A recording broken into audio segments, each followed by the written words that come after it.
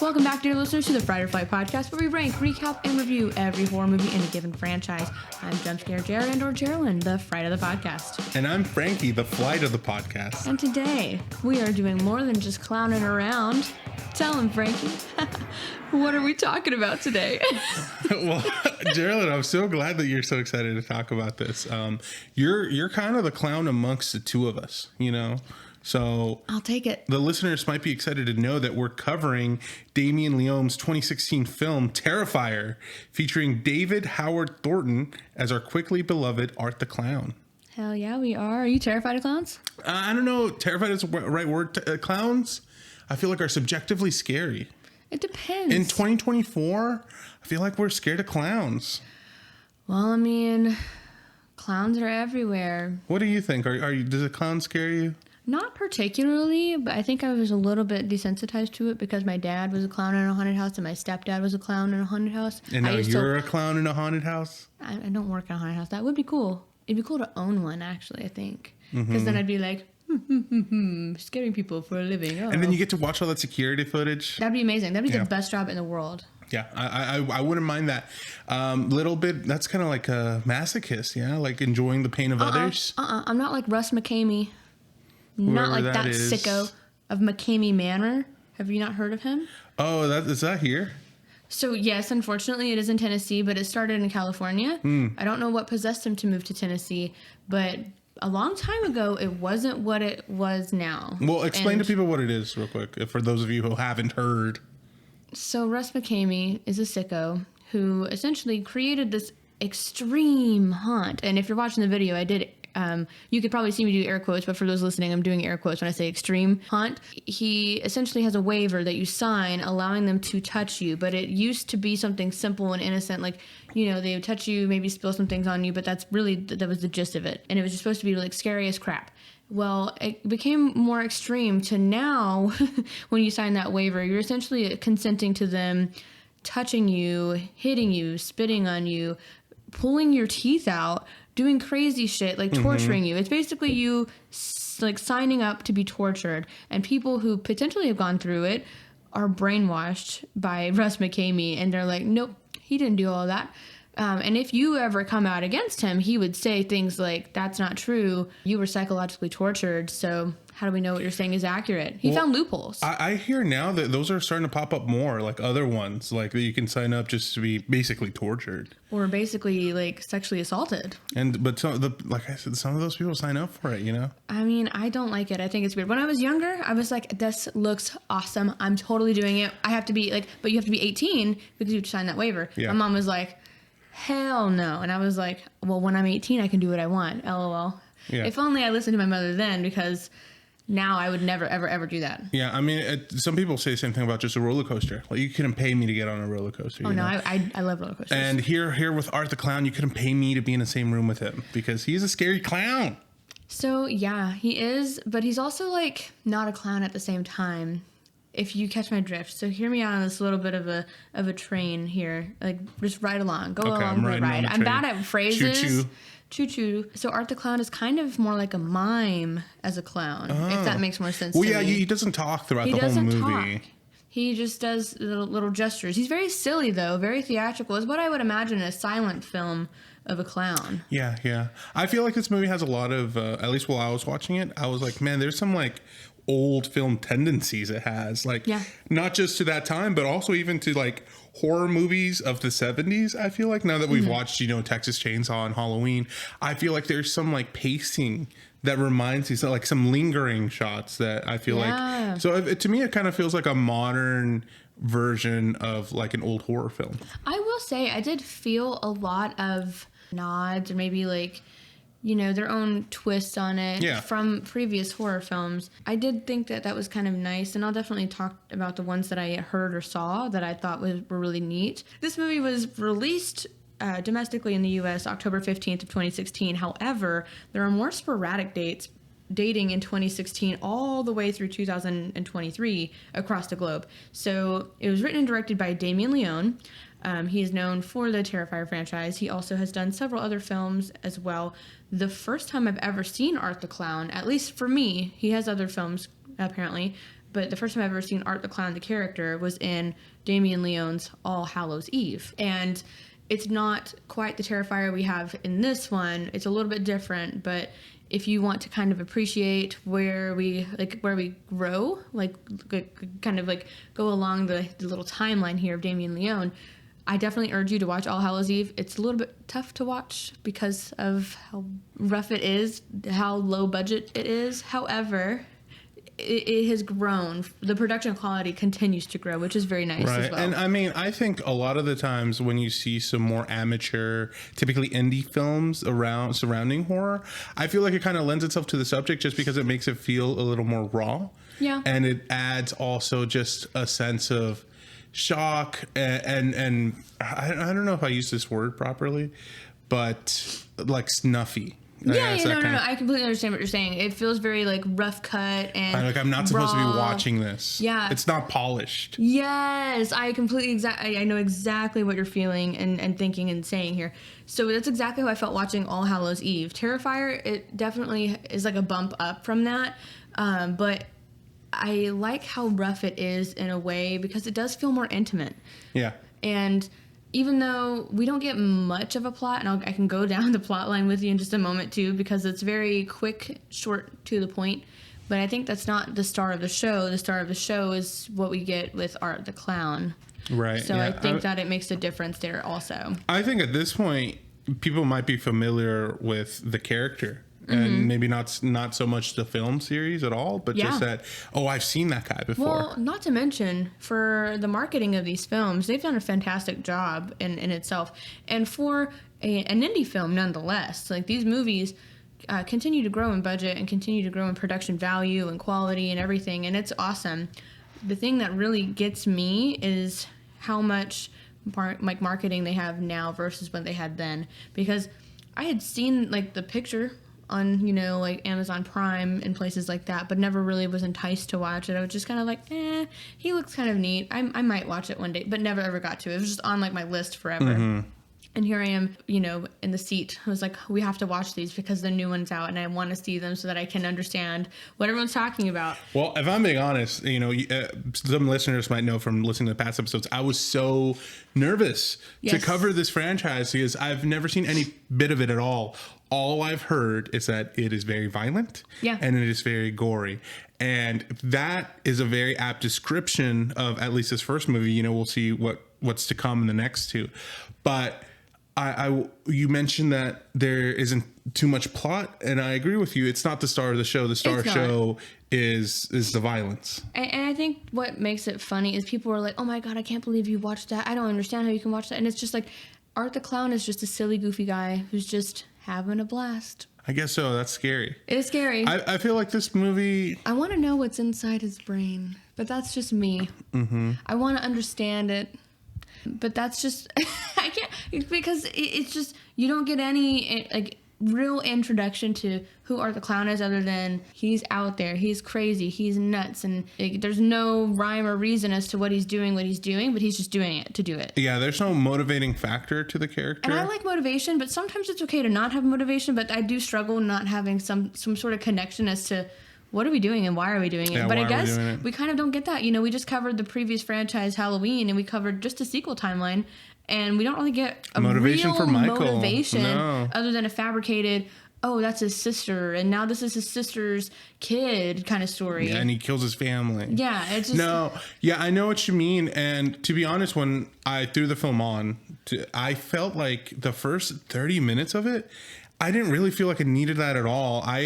And the remark about how there's no plot, in those first 30 minutes, I really feel like the level of filmmaking is good. Like, we have characters that through their own actions are given personality. It's like, it's something you see, not something they just flat out tell you.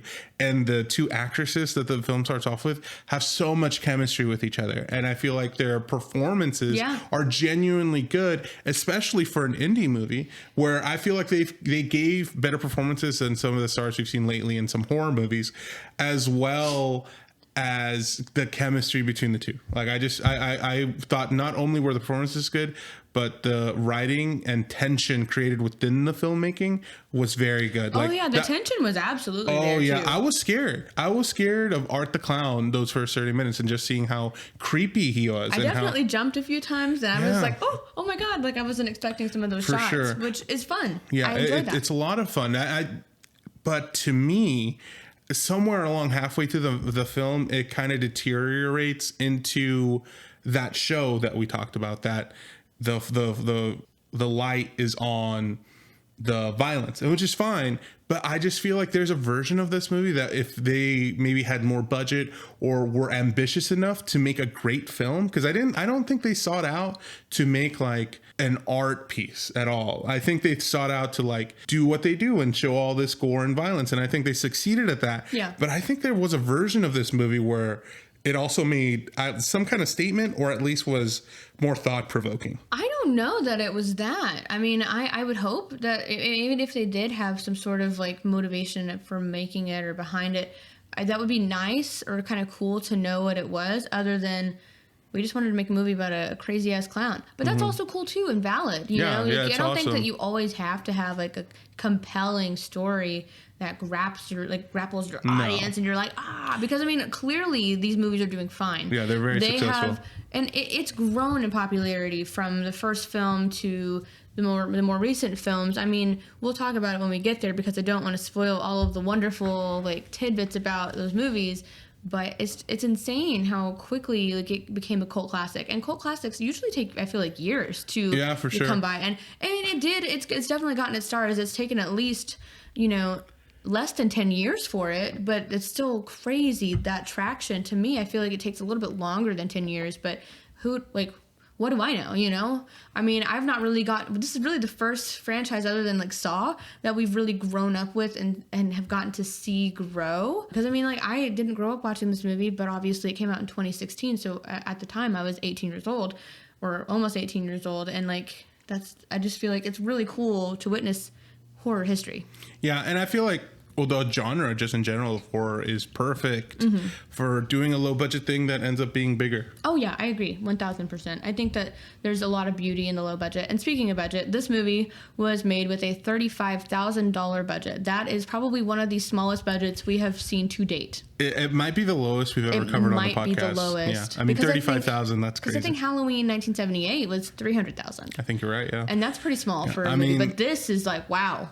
In 2024 too, so like it's $70,000 of the Halloween budget, 70 was spent just on the cameras, and this is half of that to do the whole movie. Half of that to do the whole movie, which is crazy, and it's over time earned more than $420,000 worldwide. So it's definitely earned quite a bit of money. Yeah, compared to its budget. Yeah, compared to the budget, it's really like awesome. I'm super happy for the crew and the creators, because they seem like they're genuinely having a great time, and we'll definitely get into all of that because I'm excited for them. But anyway, let's just dive into the cast. So we have a couple of different characters that we talked about that we really enjoy.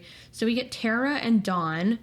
Tara is played by Jenna Cannell, Dawn Catherine Corcoran, Art the Clown, more notably played by David Howard Thornton. We get Mike the Exterminator, played by Matt McAllister. Victoria, also known as Vicky, according to the cell phone that we see in the movie, is Samantha Scafidi.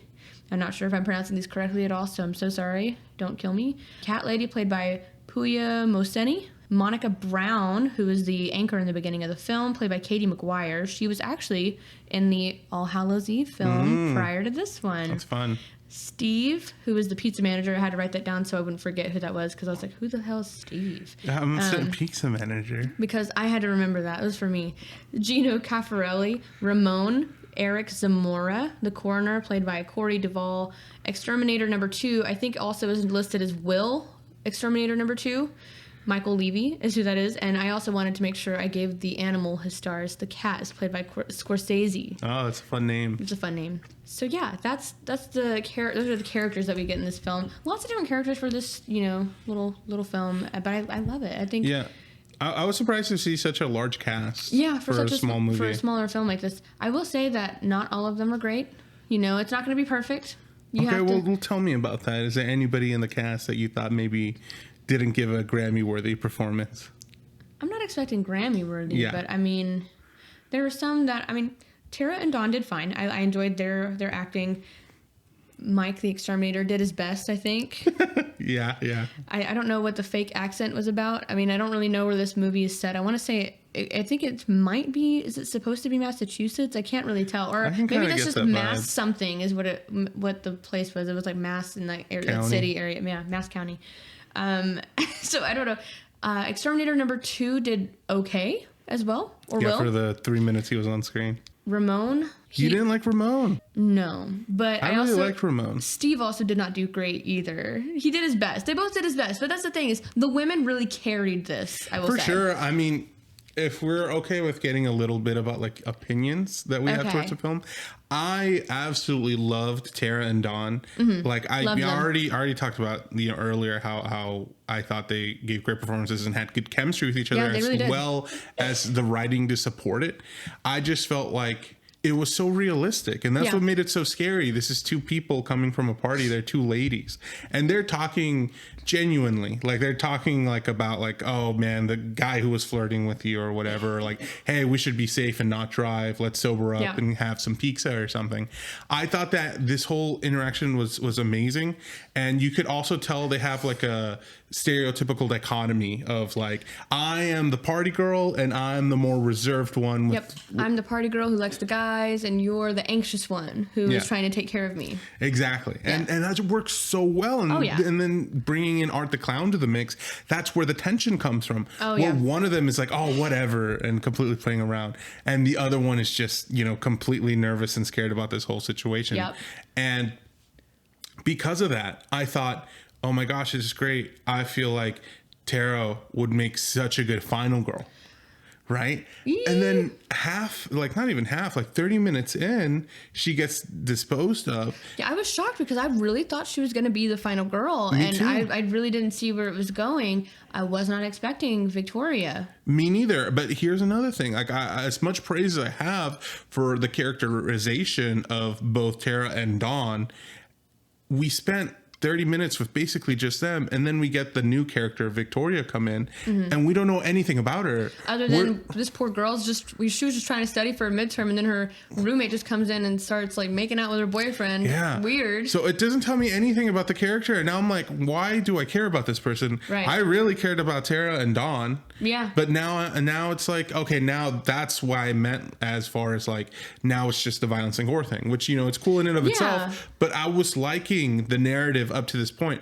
I actually didn't even mind when they killed Tara, because at that point I was so confident in the movie's plot that I was like, oh, they're gonna transition into something interesting. But they never shift gears, basically. So to me, I there's a lot of love here with the film in general. You can feel the passion. It was a passion project in this in general. Does it mean that it's always going to be a winner? No. But I mean, it does a lot well, and it does a lot that I'm like, I could have done without. But it's not anything that I hate overall. Like, I don't hate anything about this, which is really shocking for me to go into this. I mean, knowing what I know, I've heard a lot of criticism about the acting. Low budget indie films have a lot of it's known for having cheesy, campy kind of acting. I do think the dialogue is not 100% where it needs to be, but I think they do well with what they have. And I'm not saying anything to shit on Damien Leone. I think that he did a great job. I mean, as both, in the writing and the directing seat, that's a lot of work in general. And this is something that clearly has been a passion project for him, and it's done well. So obviously this criticism, take it with a grain of salt, because obviously they're doing fine. They're not worried about what I think.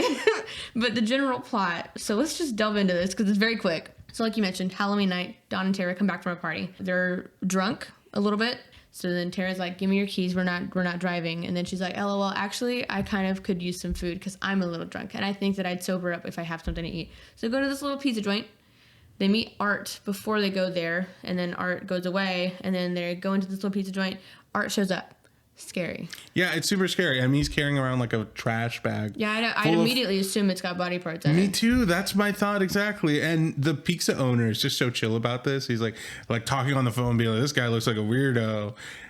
But that's fine. I mean, it is Halloween. It is Halloween. Why would you question that? Like, it's Halloween. Where's your fun? Where's the fun in that? I mean, the amount of times that in October in general, that time frame, that I've gone out to places in full costume, like go to like regular places like McDonald's to pick up food, and the looks that I get, I'm like, it's not like I'm wearing, this is not my normal outfit, people. Why are you staring at me like this? Well, you tell me, if you went to that pizza place and somebody like that came in dressed up, do you think you'd be fearful? On Halloween or any time in October? No. It's Halloween. I wouldn't think twice about it. Okay. And I think that's the scary thing, though, is that people can get away with things like that on Halloween. It makes me think of The Office, like you said, that you've never seen. But one of my favorite characters, because he's just a weirdo, his name's Creed. They were like, oh, nice costume, Creed. And he's got, like, blood on his, like work shirt. And he's like, oh, it's Halloween? Very convenient timing or something like that. It's just something like that. It's not quite exactly what he says. But it just makes me think of that, where it's like, people can get away with scary things on Halloween. Yeah, it's true, yeah. That's why there's so many movies about it. There are. Yeah.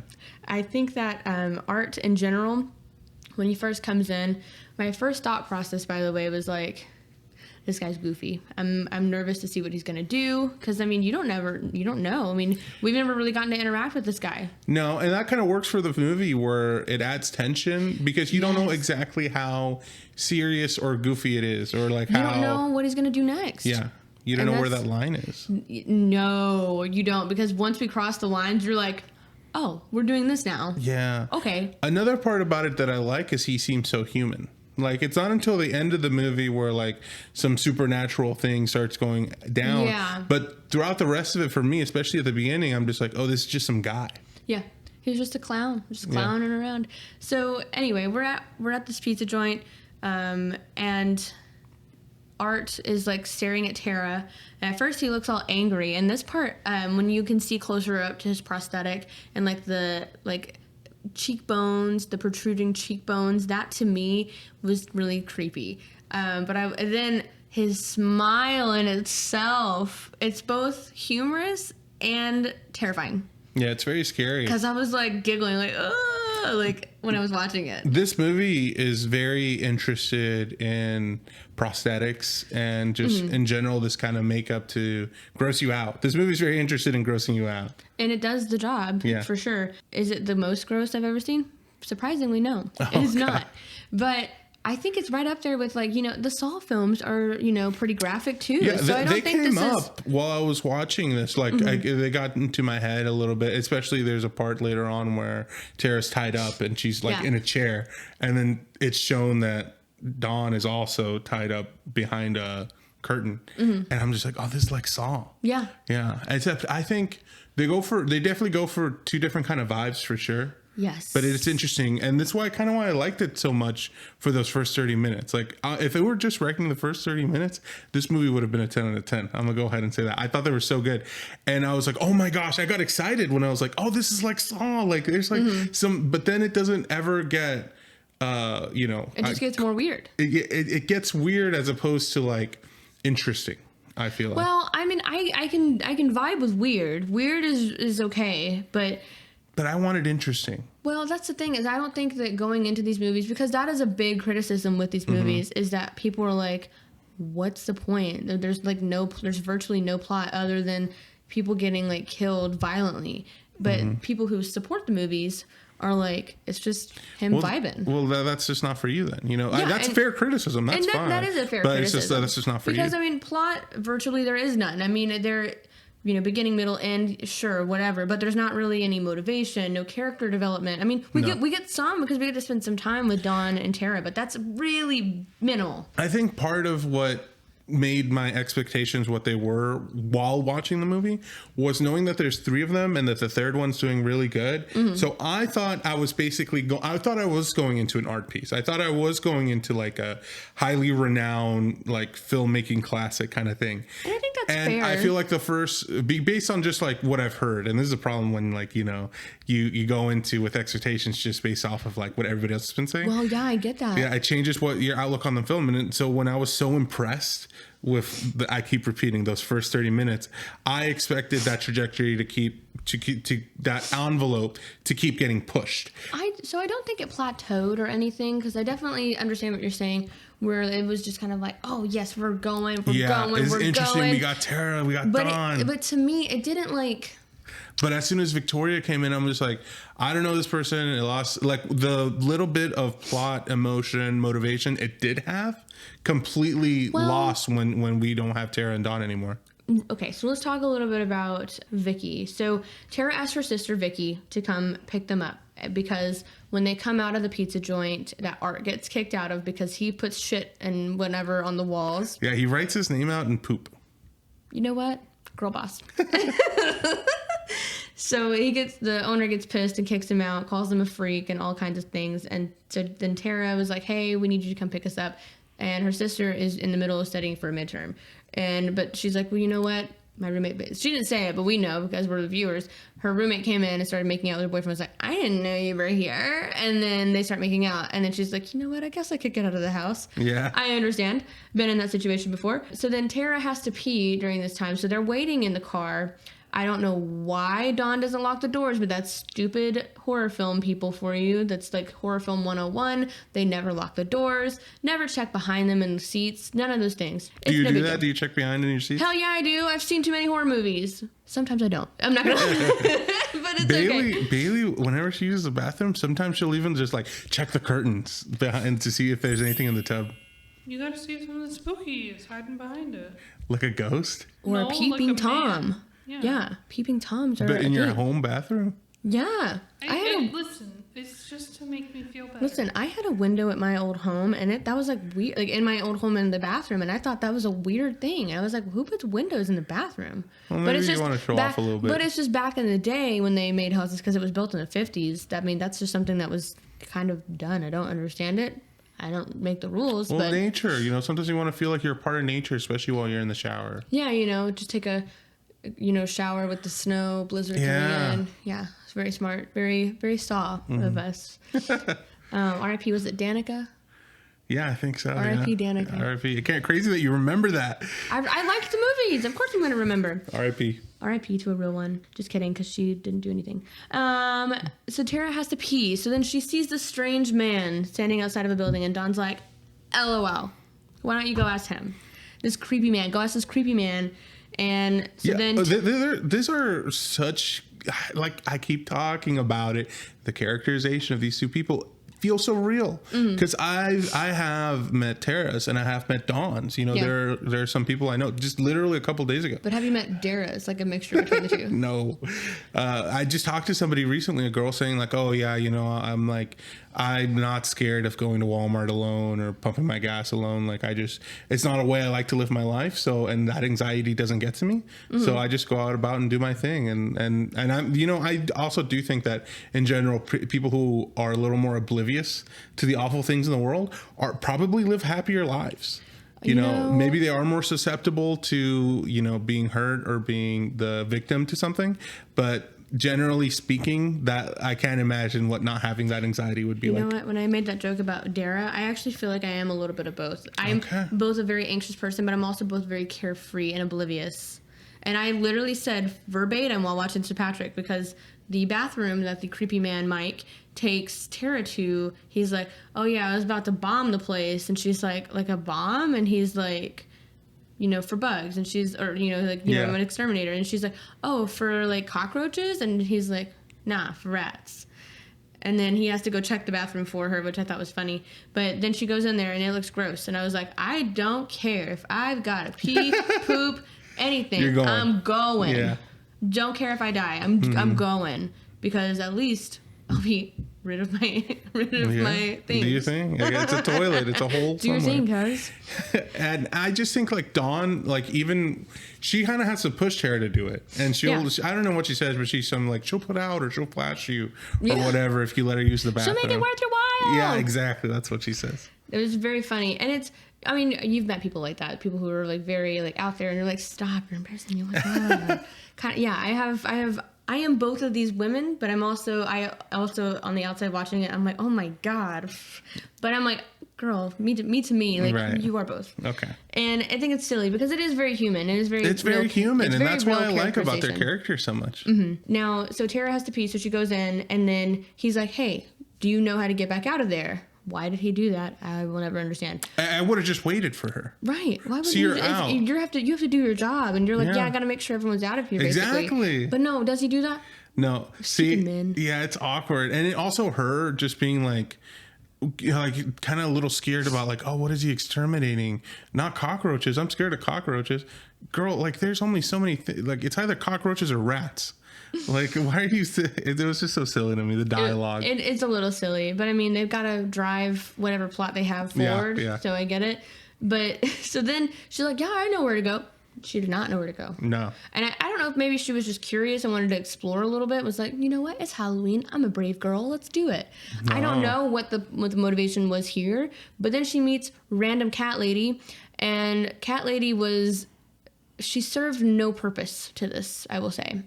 But I also liked her character, but I also did not like her character at the same time. It was really, because why are we calling her cat lady? That's what she's credited as, by the way. Because really, she should be credited as mother. Yeah, I agree. She's got this creepy ass little doll named Emily, who also, the face of that doll is like, which I love, because she looked like she got stank face. Yeah, well, that's her character. Yeah. It's being a mother. It's not being... Yeah. Cat lady. Yeah, it's not being a cat lady. So it's a little weird because, like, obviously she has a cat, and we see her with a cat and stuff, and we get to hear that. I don't even remember the cat.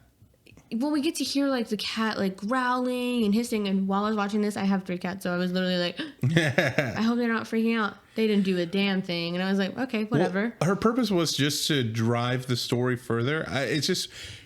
For a second, I was thinking, okay, we got 2 characters at the beginning of this, and we get introduced to 2 minor characters during those 30 minutes, and then they become like the main interest or whatever. And so I was like, is it going to do it again? Or am I just going to get am I just going to keep getting shifted from perspective to other leading perspective? Yeah. They don't really do that, but we do follow other characters just for teeny bits. We do, and it's weird, but we're gonna dive into it. So basically, Tara meets Cat Lady. This is where it all goes downhill from there, because she meets Cat Lady, and then she gets out of there because she's like, oh yeah, I have to go speak with the landlord. When she goes to go speak with the landlord, she runs into Art, and he's like, he's hello. While she's in there doing her pee business, Dawn is like, girl, it took you forever, or something like that. Wasn't paying attention, so oblivious, like you mentioned, and because they didn't lock the doors. Guess who was there? Art the fucking clown. Of course. And we don't really see what exactly happens during that moment. It's bad. Yes, we can assume it's bad. And it was. And so then Art captures Tara, and this is a long-winded chase scene. And by the way, this actress, Jenna Cannell, who plays Tara, did all of her stunts. That's amazing. Mm-hmm. I really liked her character. She would have made a great final girl. She would have. And I think that we were kind of... robbed. We were kind of robbed, and I'm a little frustrated for her, but that's unfortunately the showbiz, baby. And maybe in a different film by Damien Leone, maybe he'll bring her back. Who knows? Yeah, I mean, you said she brought back that TV show host from the All Hallows Eve project. Yeah, All Hallows Eve, absolutely. She played a different character entirely, so that was really cool. Then we go down the crazy plot hole where it delves into no plot, and it's just Art the clown killing people, and he kills Dawn in front of Tara. Tara's tied up in a chair. He medieval tortures her. Yeah, because she's hung up, and they kind of tease Tara a good bit. Mm-hmm. Where it's like, hey, look, I have this hawk hacksaw. That's another reason it reminded me of Saw, because literally he brings out a saw. Yeah. But no, he's not going to use it on her. He reveals behind a curtain, Dawn is hung up upside down, naked, I believe. Besides naked, her other than panties. Yes. And at first I was like, my first thought process, I knew it was Dawn, but I was like, why is she jiggling like that? You have so many critiques about people and like being tortured. You're like, why are you making so much noise? Why are you? Well, it's not that like I'm not like saying, I was just like, I mean, is that her like shaking like she's You're like in have pain, more like, decorum, scared? No, I just didn't know. It was like, is that what people would do if they were hung up like that? I don't know. I've never been hung up. It's just that's such a weird thought to have during this. I just didn't know if maybe it was like some sort of like, I don't know, like shaking machine, like where it shook her too. And I was like, is that why she's shaking so much? You kill me with I was just questioning. That's the most random thing ever. At first, I was excited to see this because at this point of the movie, I was still thinking. Of course you were, because it was tits. I'm not going to complain. I'm never going to complain about that in the movie. Well, maybe I will. But I was excited to see this just because I was like, oh, like there is like some like sexual aspect to this, and it being a horror movie that is well renowned, I'm like, what artistic thing are they going to do with this? So I was like, this is intriguing, this is cool, and what happens next is hard to watch, and it's not for me, but I can see how other people may like it. But like you said, she gets sawed in half. She's hanging upside down, so she gets sawed in half, crotch down to head. We should note, Art takes off her panties. He doesn't show anything. Oh my god! And because I guess he wants to be more theatrical and really show what he's doing there. Yeah. So he literally goes... and saws halfway down her body. Doesn't stop, goes all the way down to her head, and I don't know if he finishes off the head. No, I don't think he finishes it off. I think Tara escapes at that point. She's held together by like the tip of her head. Yeah, just like this little part. So she's like that though. Yeah. This is also when I start to lose a little bit of my fear of Art the Clown, because this kill is pretty campy. And it's that campy, but it's like cool. a Saw would not be I mean, we saw it in Saw, the first Saw. We also saw it in Saw 10 with the wire trap. Yeah, but that was like a specific mechanism. But this is a regular hacksaw, and I don't think it'd be that easy to cut through a body and all the bones. I mean, your hip bone.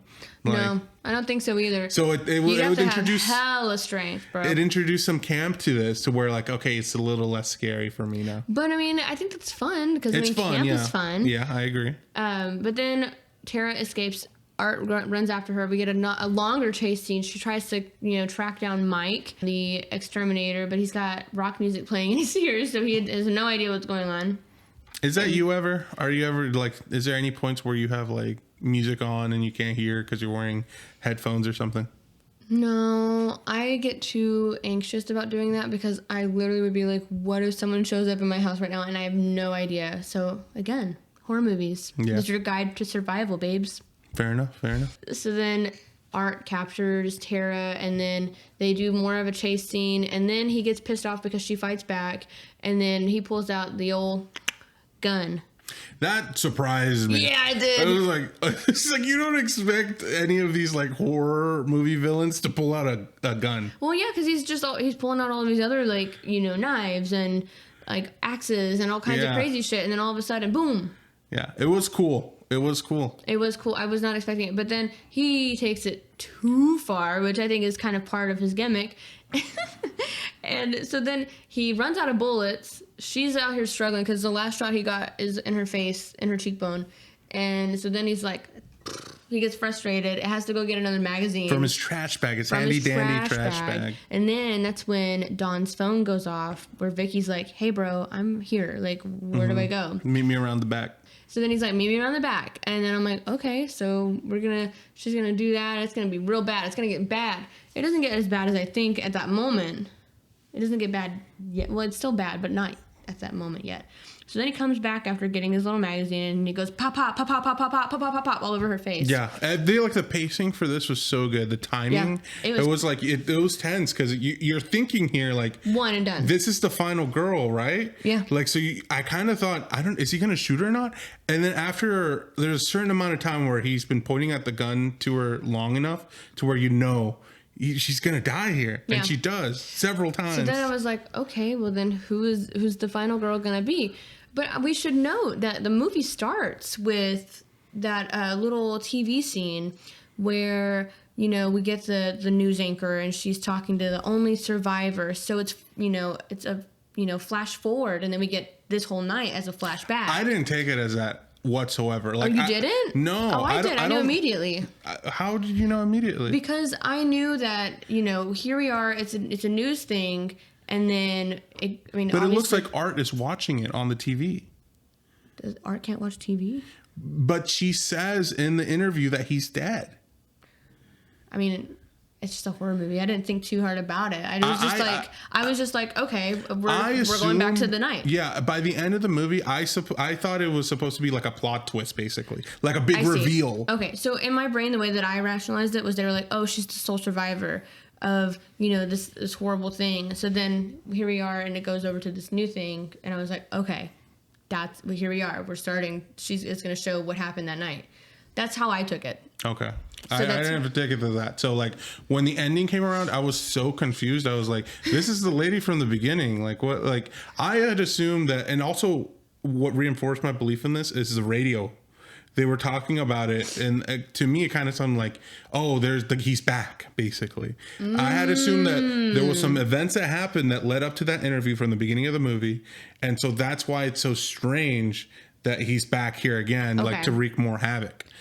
I see. I see where you're getting. I see where you got that too. I want to know, like, if anybody else is listening to this, did you relate to that, or did you, like Geraldine, like realize from the beginning that this is kind of like a flashback throughout the film? But then again, I've seen quite a few horror movies in my time, so I mean, a lot of them are formulaic a lot of the time. So usually it'll start with like, or sometimes it'll show like even in comedy films or dramedies or anything where it'll be like, let me tell you how I got here, kind of thing. Like, let's go back to the beginning. It's kind of, I mean, formulaic. It's literally, you know, plug and drop in a storytelling kind of thing. Then Vicky shows up, and we don't really have a lot of like motivation as to other than she's there to pick up her sister and her sister's friend. And I don't really care much about her character. Her character really doesn't do anything for me. No, I mean, I care more about Mike than I do about Vicky.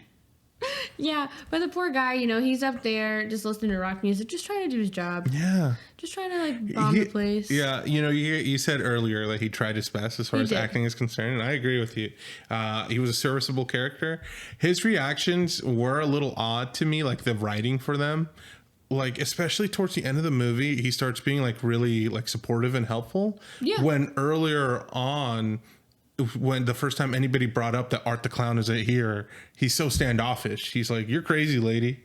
Yeah, he's also like, "How'd you get in here?" Yeah. Like, he tries to do some weird, like, "Hey, how'd you get in here?" kind of accent. That's how I felt like it came off. And I was like, but it was a little bit more muted. I can't just mute it myself. So take that how you will. I feel like that's how he sounded. And I was just like, okay. So that's why the vibes were weird. I don't know where this place is set, like, at all. Texas. Hopefully not. Art injures Mike. And that was right after the cat, after Tara has died, the cat lady comes to him at that point and was like, "Help, he's in here and he's killing everyone." He's like, "How'd you get in here? Like, you didn't know somebody was squatting in this place?" I guess not. And he like pushes her to the ground. Like, I'd be scared if somebody came up to me and was like, "There's a dead girl in the basement and you need to call the police." I'd be like, "Oh, fuck yeah, I will." And then I'd call the police. I'm not gonna lie though, the cat lady's vibes are kind of off. And I thought for a second, I was theorizing because we got to see that character in the beginning, Victoria, but we didn't get to know that was her name. I was like, she's going to be that person. She's going to be the person with no face. She's going to be that person from the beginning. And because of, well, one, I was trying to match up the hair too. I was like, so, I mean, her hair looks like near perfect. I mean, for that person, I think that it could be her. And it would fit because of the way that she talks, you know, and like she's got that Emily the doll. So, I mean, maybe. Honestly, I was getting confused in this part of the movie in general, deciphering between Victoria and the cat lady. That's what I'm saying. Because I'm like, Arthur the Clown texted to Vicky, "Hey, come around the back," right? And you see Vicky start coming over there to find Tara. But then when after Art kills Tara with the gun, he turns around and that's when you see the cat lady's there. But they have like the same color hair. And so I'm over here thinking like, okay, so I assumed it was actually Vicky who saw that happen and then ran away. Nope, yeah, I'm right there with you. It got a little confusing, and that's why like I was like, so which one is it gonna be? It's gonna be that girl, because I mean, obviously it's one of them, because they both have the same complexion.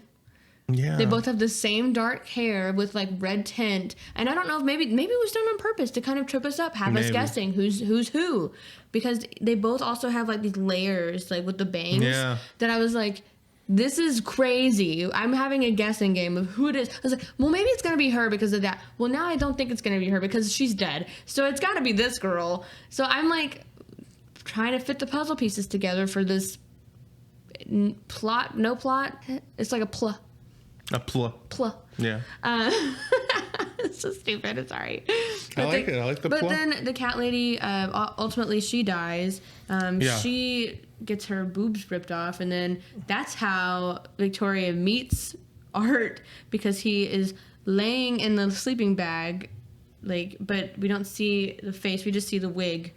And so it looks like they're like her laying down. And then so Vicky's like, oh my God. And then he's like, yeah, he does his signature smile. His little smile. And I think he like gets her somehow. I don't remember what he does.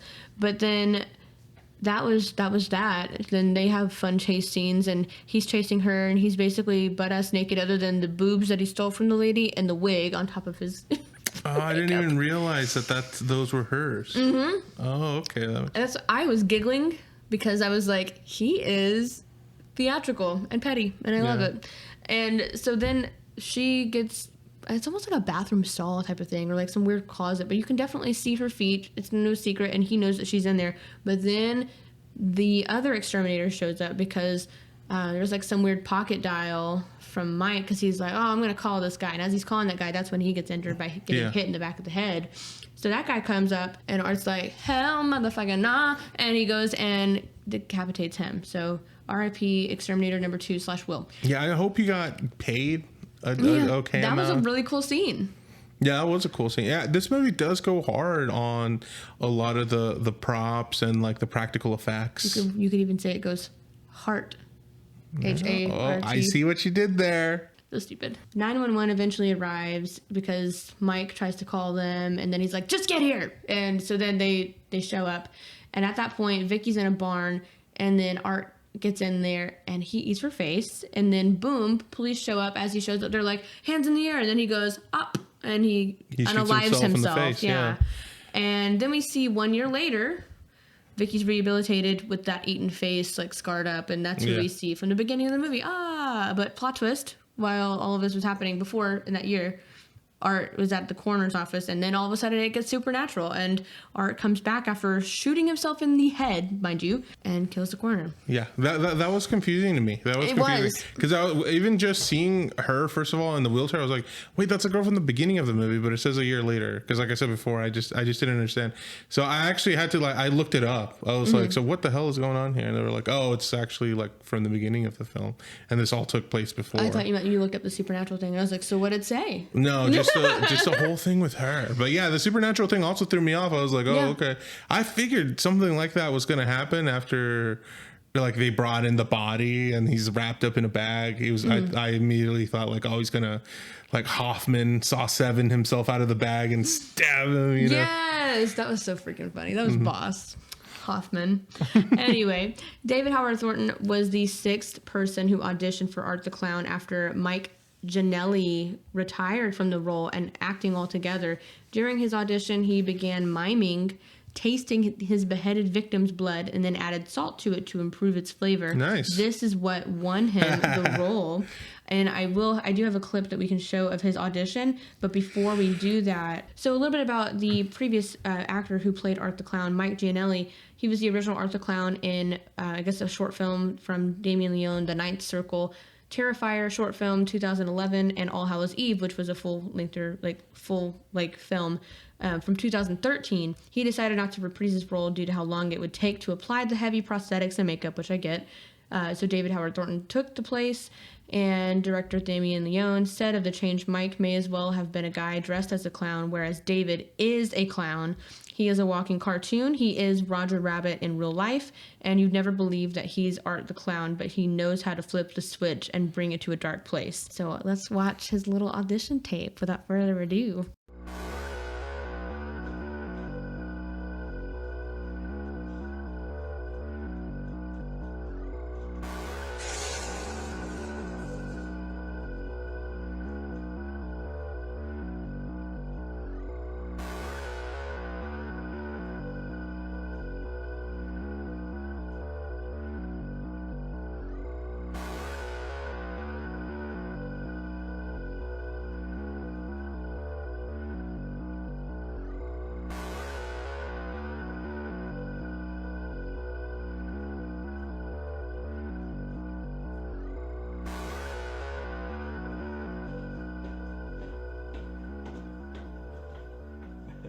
Fantastic, man.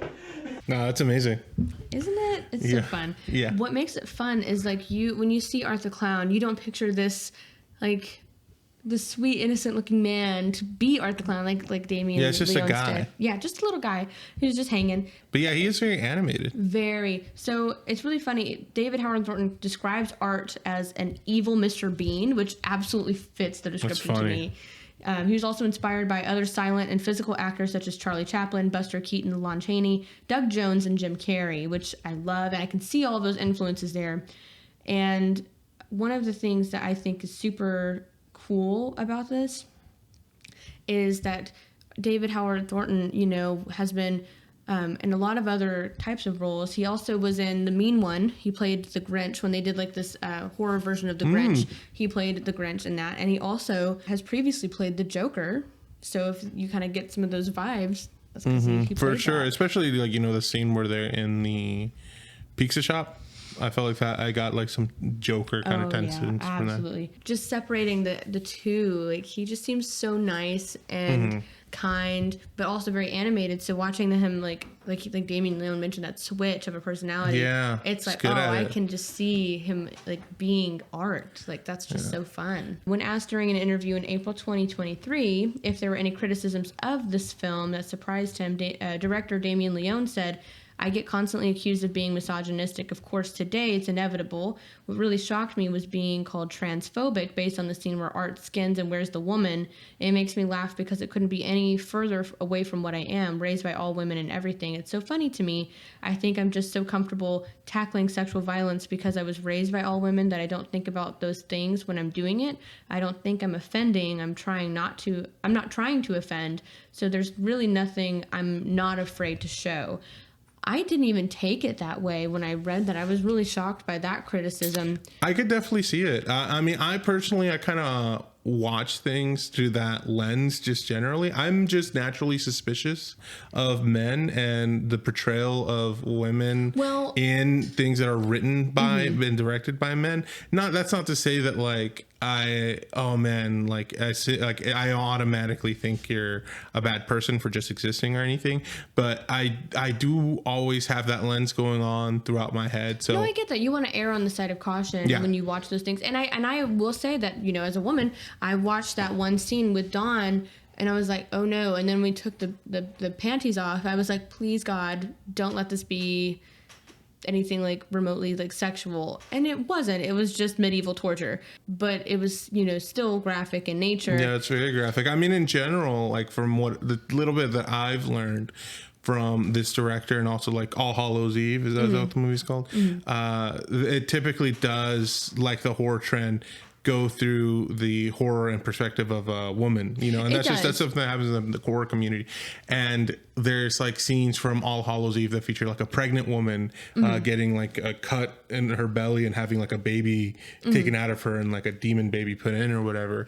And I personally, this is just my personal beliefs, I don't necessarily conflate that with misogyny personally. Yeah, I don't either. But I also, from somebody else, that just might be their criticism of the genre as a whole. Like some people are like, I don't like horror movies because of how violent they are to women.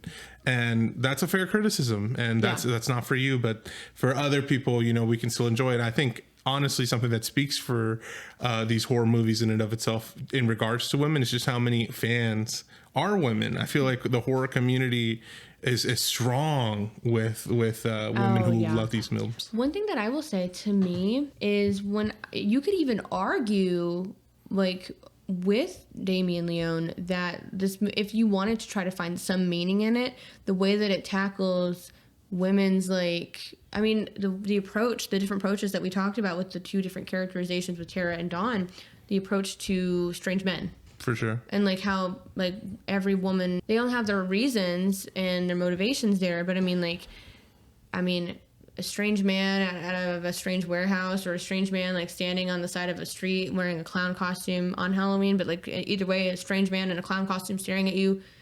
Obviously you'd be cautious and creeped out. So if you wanted to have a little bit of a stretch and say, well, actually I kind of see where there would be some sort of like underlying meaning, right? He could really like dig into that. I think especially with that criticism, I think it would be kind of cool for him to actually kind of lean not into it, but like but against it, not in a way that's like, I'm not misogynistic and here's why, but like make a movie more about from the lens of women, if that makes more sense. Just any kind of statement. And that's what makes me interested to see what the future movies have in store. Like I said previously, I don't necessarily think this movie was very ambitious to be like driven narratively, and I wonder if that may change with future iterations of the films, or are we going to stick to this like, oh, it's more about like the shock value, practical effects, and right. Well, I will say that, I mean, at least from what I've seen online, because of the success of the future films, I mean, I think Damien Leone has gone on record and said that he would love to make a Terrifier 4. I think they've already greenlit Terrifier 4. Nice. And potentially, I think he said that he can at least see himself making Terrifier 5, but he doesn't think that he would go past that. And I was like, well, I mean, at least there's like some, you know, we have some sort of like path that we're on. Yeah. For all the fans that are excited, you know. But we'll talk more about those as we get there, because again, I'm going in blind. I've never seen these until obviously until I've never today. seen them. But the only one that I had previously watched was All Hallows Eve, because I thought we had to watch it beforehand. So I had seen that actually like a year ago, and then I was like, well, this had probably nothing to do with Terrifier. But it is Terrifier. It is like Art the Clown, like that character. I do urge people to go back and watch it, because you can just watch the growth as we go on and to watch the future films. So it's just fun to do that in general. But another cool tidbit, since we're talking about clowns, because I mean, who isn't terrified of clowns, right? Right.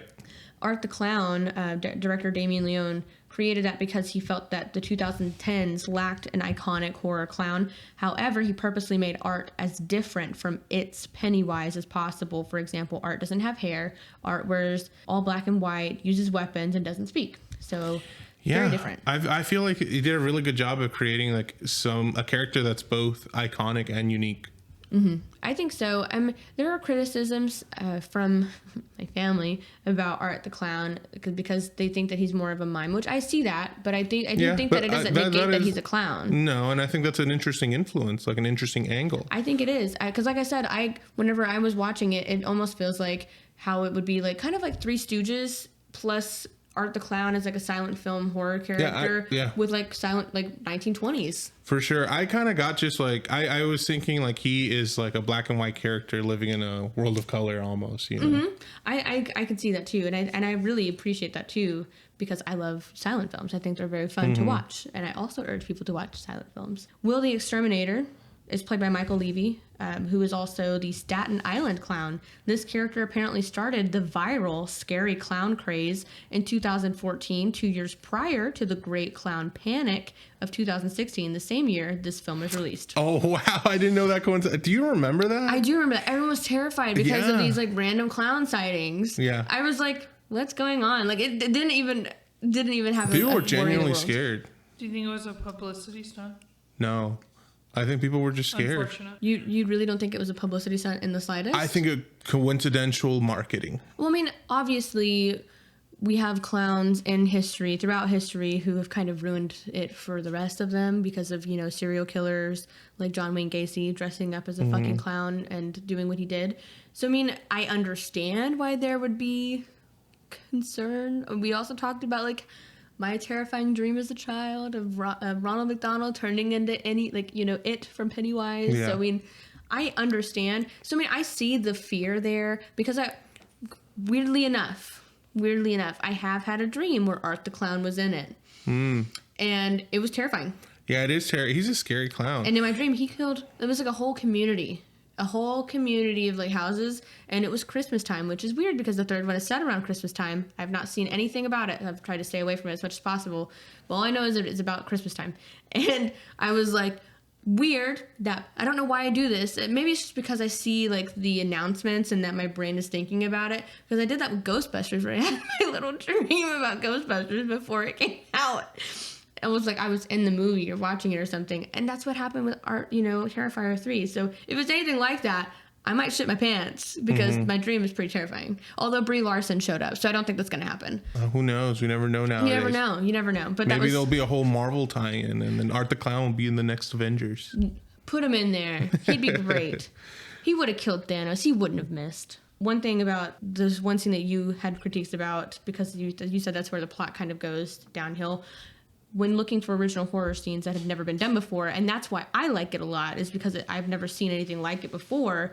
Director and special effects creator, who also did the special effects for his own film, Damien Leone. That's crazy. Lots of hats he's wearing for this. He read books about medieval forms of torture for inspiration. This eventually led to Dawn's death scene, where she was literally sawed in half. Yeah, I could see that. I mean, there's various iterations of this. You see, I think, even in some Texas Chainsaw movies, somebody gets sawed in half with the chainsaw. And yes. It was the beginning. Texas Chainsaw, the beginning. The one where I told you that I cried.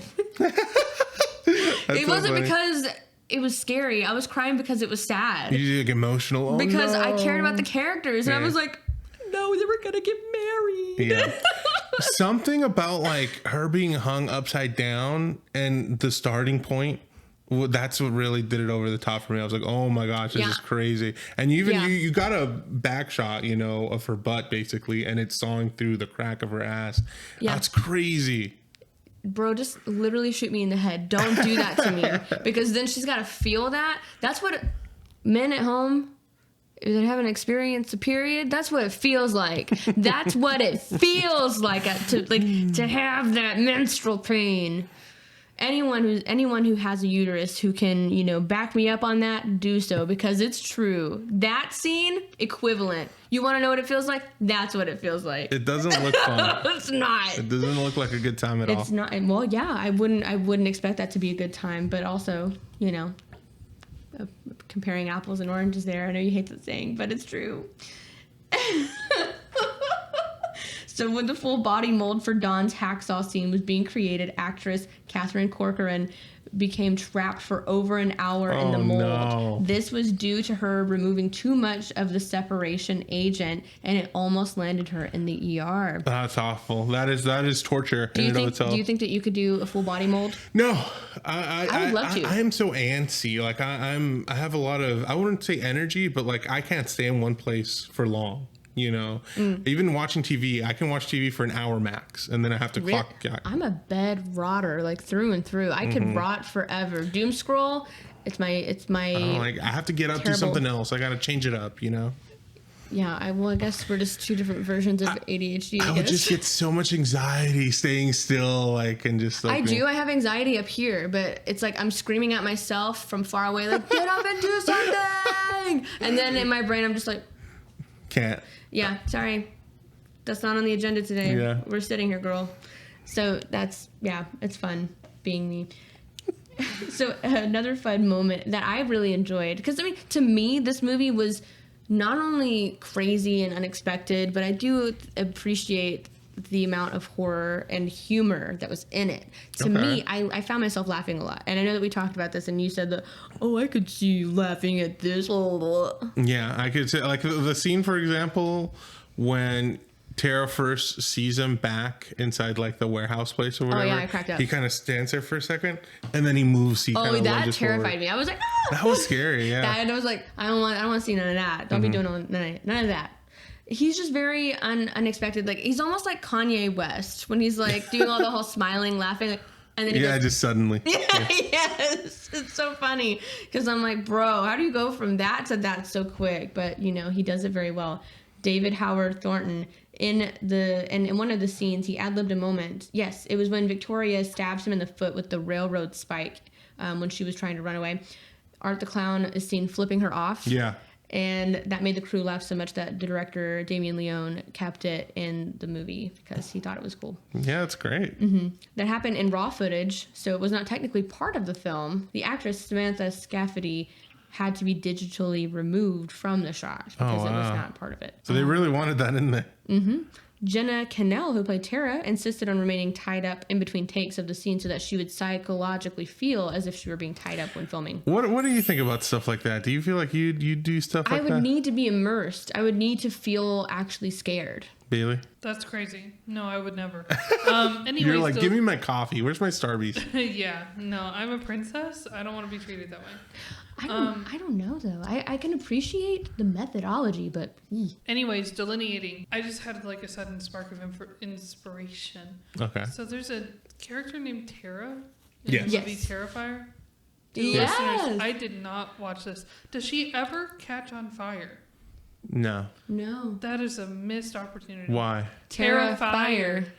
Oh, that'd be cool. That would have been really funny. Yeah. Anyway, that's my sole addition to this podcast. Well, thank you. I love Tara, and also I'm like, so is I this is my take. I assume that the franchise is called Terrifier, right? Right. I never assumed that Art the Clown is the proper noun, the Terrifier. Is that the way you look at it? Well, I don't know. I haven't thought much about it, if I'm being honest. Okay. I was just like, it's called Terrifier. I know he's Art the Clown. Yeah. That's about it. Yeah, that's where I'm at. But I wonder if like, oh, he's the Terrifier. I mean, I do wonder like why it's called Terrifier. Like maybe Me too. It's a good name. It is. Why wouldn't you call Art the Clown Terrifier? Because I feel like people mistakenly do it all the time. They're like, oh, Terrifier. Kind of like how people do that with Saw, where they're like, oh, Jigsaw, when they call Billy the Puppet Jigsaw, and I'm like, it's Billy the damn puppet. Give him his stars. Yeah, it's funny because I always kind of critique movies that name the movie after a character. Mm-hmm. And then I'm just like, well, why? You could have given it a name. Well, a lot of movies, actually, I feel like that we've watched don't. You know what I mean? I'm mostly thinking about like the Marvel stuff or whatever. Oh, yeah. Iron Man. Thor.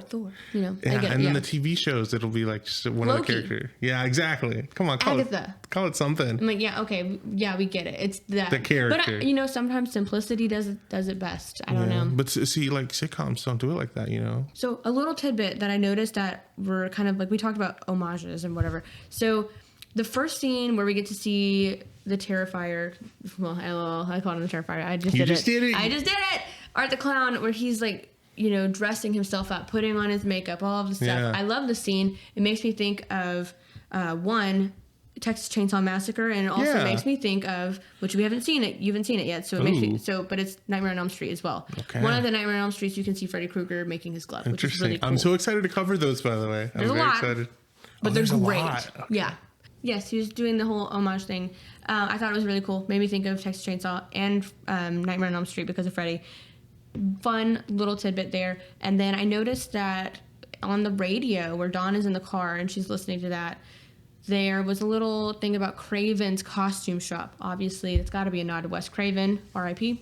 to a real one. Legend. Love him.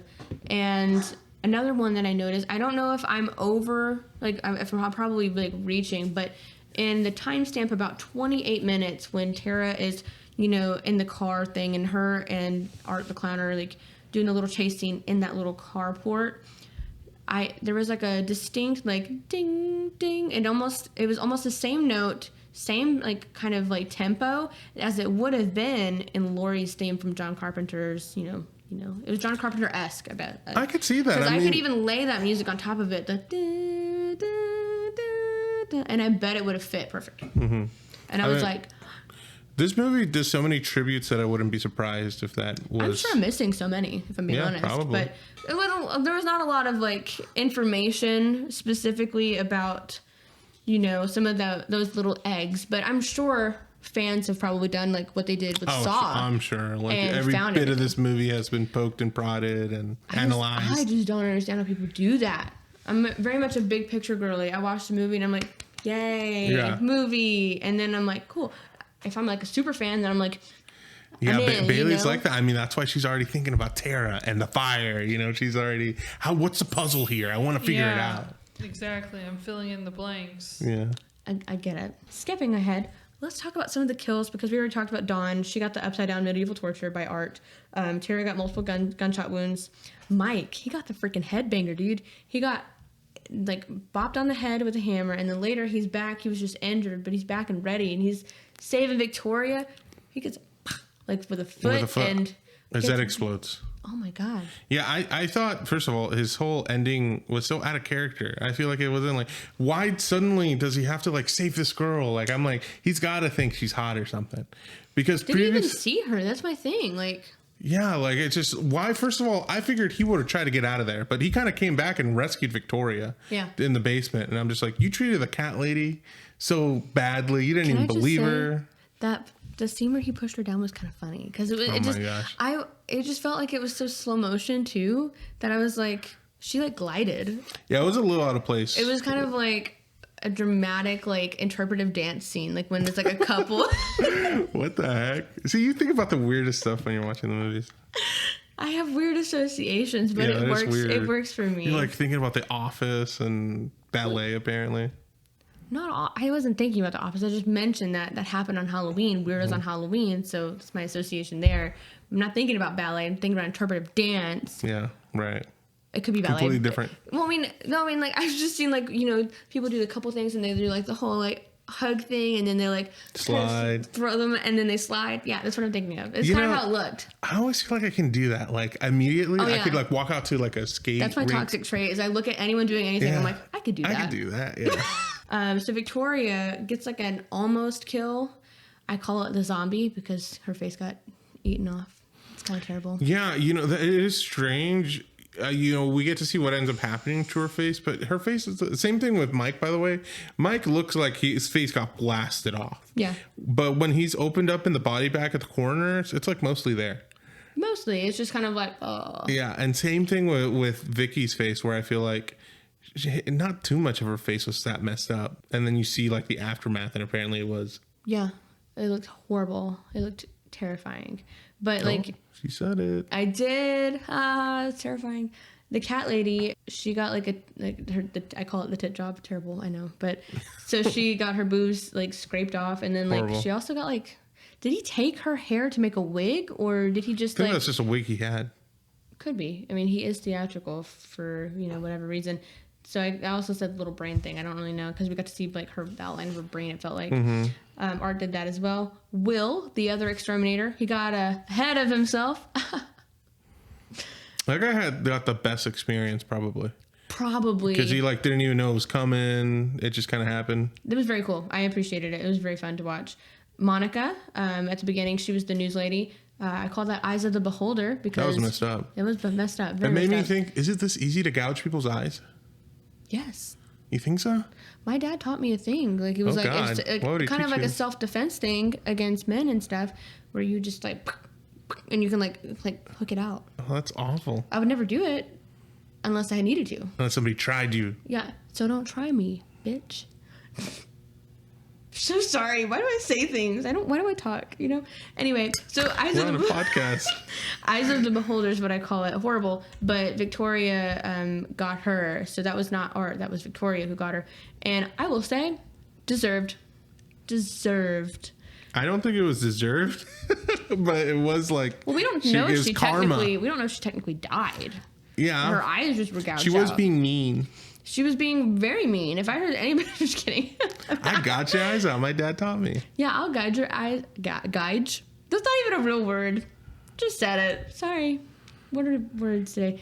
Steve, I'm calling his killed the Halloween spirit because his little head was a jack-o'-lantern. Yeah. I thought that was cool. That was interesting. I wish we got a little more of an establishing shot.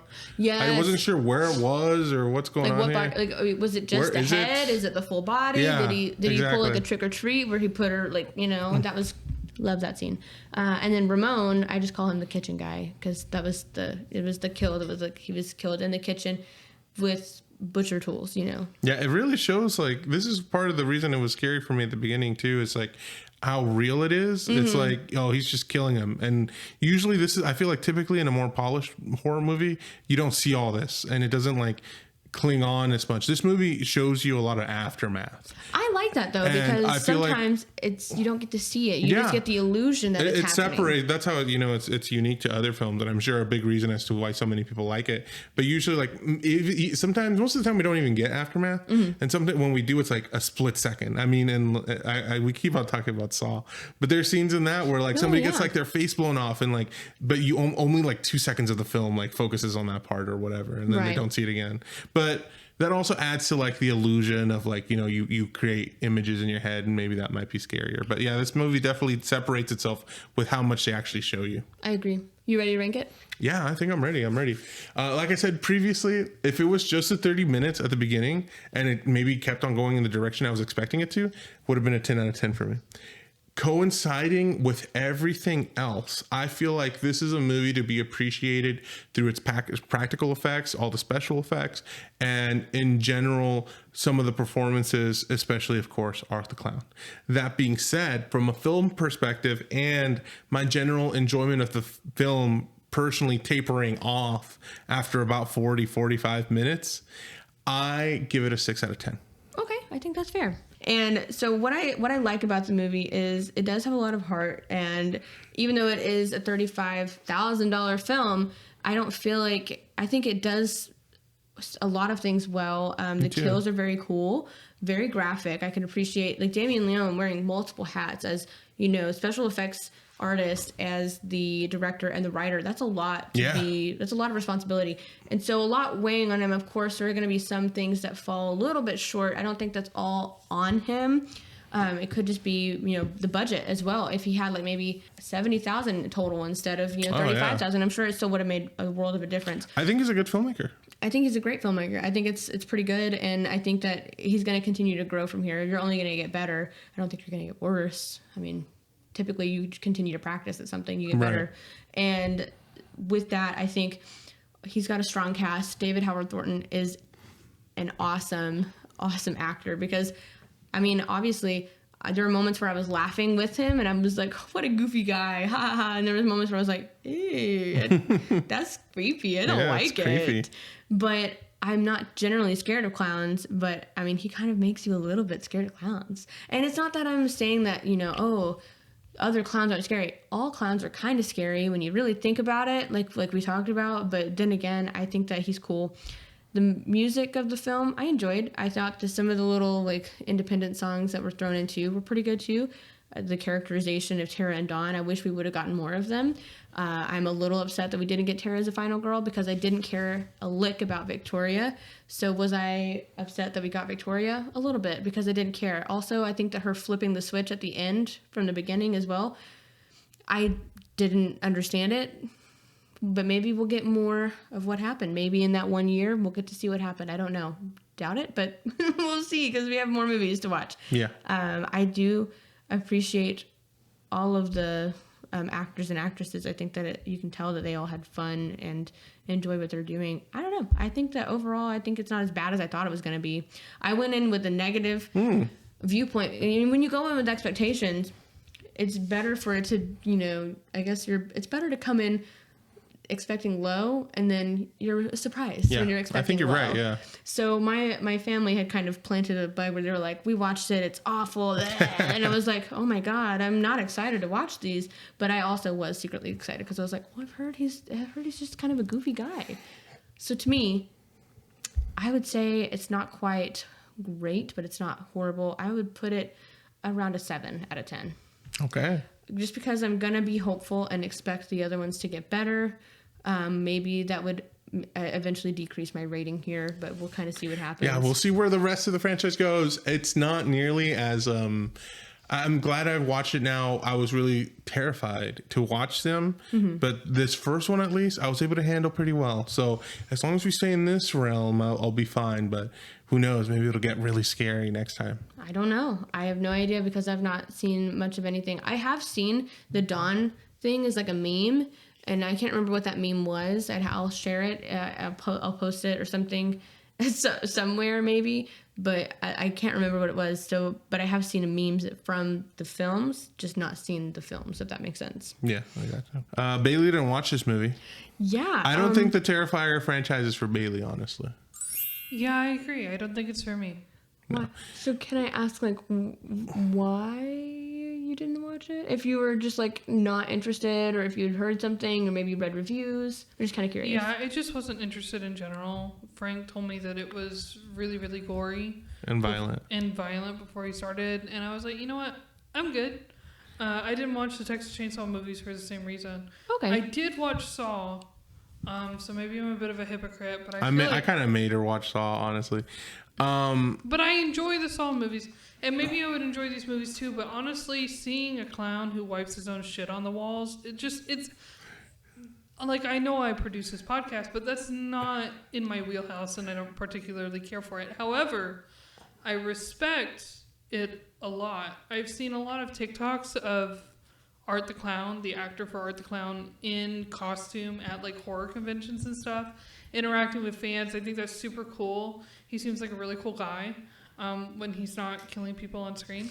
And so, you know, I have a lot of respect for it. I'm just not interested. I'm more of a trick or treat or, you know, Tim Burton kind of a scary gal.